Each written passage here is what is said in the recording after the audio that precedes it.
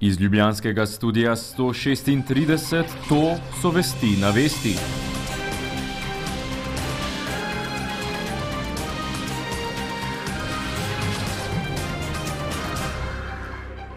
Lepo pozdravljeni. Pred začetkom naj vam povem, da ima Vest od danes naprej tehnologijo Twitter Live, ki omogoča ogled vaših tweetov v živo med vestmi na Vesti. Torej vljudno vabljeni, da se pridružite twittanju.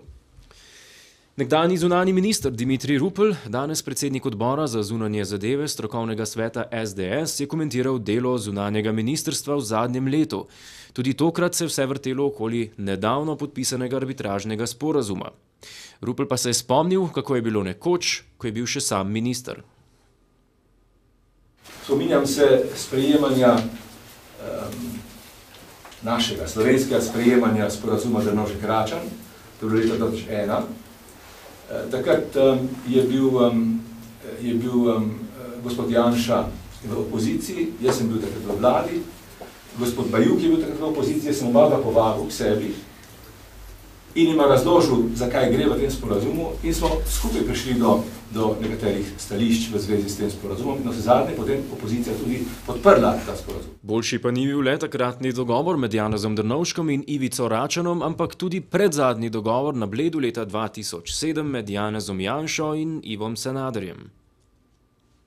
Dogovor Janša-Sanader na Bledu je bil torej tisti dogovor po vaše boljši od tega zdaj?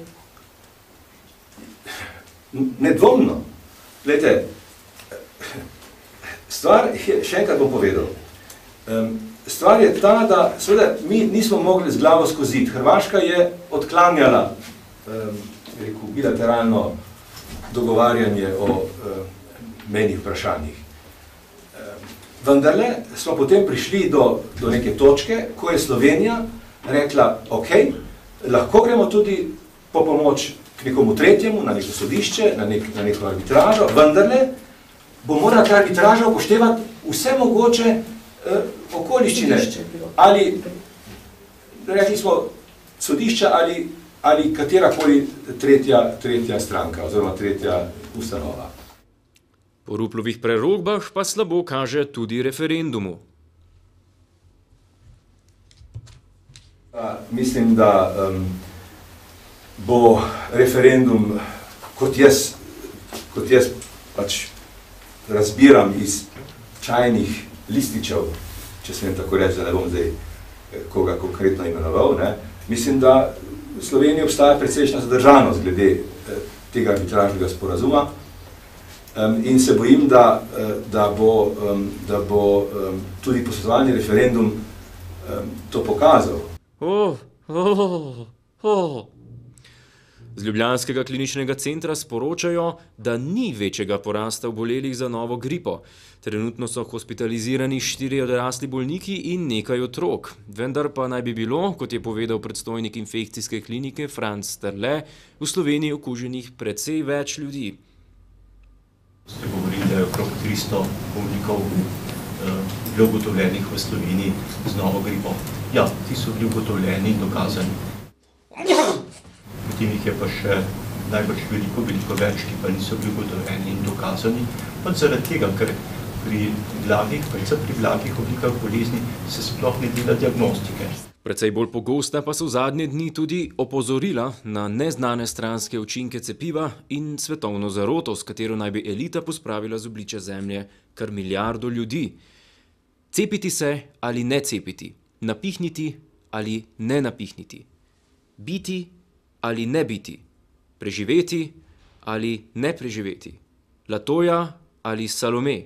Ljudje bi se morali zavedati, vsi bi se morali zavedati, da smo odgovorni za svoje delovanje, da imajo mediji velikansko moč, da je pozitivna ali pa negativna. In če nekdo govori o stranskih učinkih, je to prav, ampak pokazati je treba tudi dobrobiti in potem to pretehtati, da ljudje se lahko utemeljeno in smiselno odločajo. Če bo pa prikazovanje samo stranskih učinkov ali pa napihovanje, potem se mora pa tak, ki to dela, pač zavedati, da bo sicer požel slavo zaradi tega, ker neki ljudi bo obvarval pred stranskimi učinki, ampak bo pa tudi kriv za to, da bo neki ljudi, ali pa precej več ljudi, pa slabo prišlo skozi zaradi tega, ker se ne bodo na primer cepili. Okoljska nevladna organizacija Alpe Adria Green je včeraj skupaj z Zvezo za varstvo okolja Slovenije pred parlamentom opozarjala poslance, naj se čim prej izrečejo o stališču do postavitve terminala v Tržaškem zalivu. Predsedniku državnega zbora Pavlu Gantarju so izročili tudi memorandum, s katerim državni zbor pozivajo, naj se odločno izreče proti gradnji plinskih terminalov. We're sick and tired of your ism, schism, game, dine and go to heaven in Jesus' name, Lord. We know when we understand, Almighty God is a living man. Vsaka raziskava, ki osvetljuje projekt ali pa oba projekta, tako terminal na obali kot v zalivu, vsake take raziskave so dobrodošle. Sam seveda se z določeno okoljsko problematiko sem se veliko ukvarjal in že vnaprej seveda izražam veliko mero dvoma ob tem, da je takšen objekt s takšnimi kapacitetami res okoljsko in sicer sprejemljiv v Piranskem oziroma Tržaškem zalivu. Pritožbo so poslali tudi na Evropsko komisijo, kjer jo bodo prednostno obravnavali. Pri nas pa ni uvrščena niti na dnevni red. Jaz v glavnem ocenjujem, da je vlada do sedaj, ko se sklicuje na te dokumente, ukrepala razmeroma ustrezno. Se pravi, je storila vse tiste korake, ki jih mora storiti kot akter v teh dogodkih. Če pa tega ne bo storila še dela naprej, če bo tu kazala omahovanje, če ne bo upoštevala teh stvari ali pa če recimo ne bo šla tožba, kaj podobnega, potem seveda ne izključuje možnosti, da bo parlament tudi se na to temo sestajal. Ob obletnici padca Berlinskega zidu v povezavi z aktualijami, komentar dneva Boris Gonc. V zadnjih dneh mineva 20 let od padca Berlinskega zidu, simbola blokovstva, enoumja, politične nesvobode na eni strani in demokratične družbe na drugi strani. Po padcu je celotna Evropa postala eno, tudi tako imenovan vzhodni blok je pridobil vrednote, kot so parlamentarna demokracija, politični pluralizem in tržno gospodarstvo. Nove generacije SLS pa se sprašujemo, ali je blokovska omejitev padla tudi v glavah.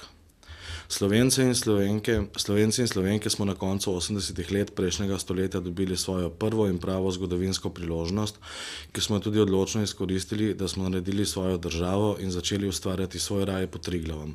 Kot predsednik podmladka naslednice prve demokratično ustanovljene stranke sem ponosen na svoje predhodnike, ki so pri demokratizaciji Slovenije orali ledino, obenem pa čutim odgovornost, da naša generacija nadaljuje začeto.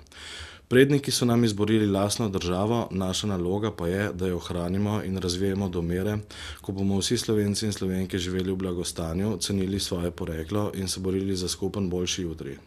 Slovenija, Slovenija, Slovenija. Kulturac. Režiserka Natalija Rodošek te dni končuje snemanjem filma 10 dni, ki bo predvidoma končan naslednje leto junija. Film je tako imenovani no-budget film, narejen z minimalnimi stroški in veliko pomoči Caritasa in Amnesty International. Zgodbo opisujejo kot polno krvi, streljanja in akcije. Premiera filma bo že naslednje poletje v ptujskem kinu, saj so tam posneli večino prizorov.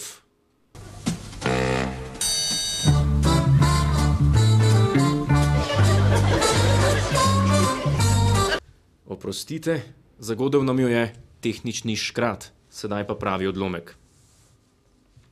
Prišel sem po razloge, zakaj ste zavrnil film.